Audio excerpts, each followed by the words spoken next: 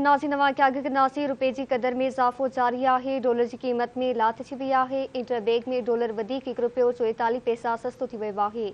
Forex dealers जो चवणु आहे त इंटरबैंक में ₹220.50 जो थी वियो आहे। ख़बर के हवाले से नाज़रीन तव्हांखे आगाह करे रहिया आहियूं। रुपए की कदर में इज़ाफ़ो जारी है। डॉलर की कीमत में लात थी है। इंटरबैंक में डॉलर वधीक ₹1.44 सस्तो थी वियो आहे। फॉरेक्स डीलर जो चवणु आहे त इंटरबैंक में ₹220.50 जो थी वियो आहे।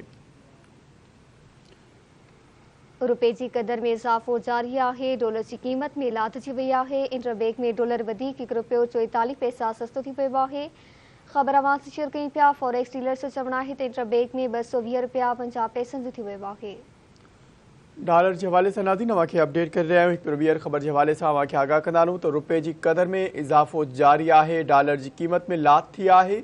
इंटरबैंक में डॉलर वधीक ₹1.44 सस्तो थी वियो आहे। फॉरेक्स डीलर जो चवणु आहे त इंटरबैंक में डॉलर ₹220.50 जो थी वियो आहे।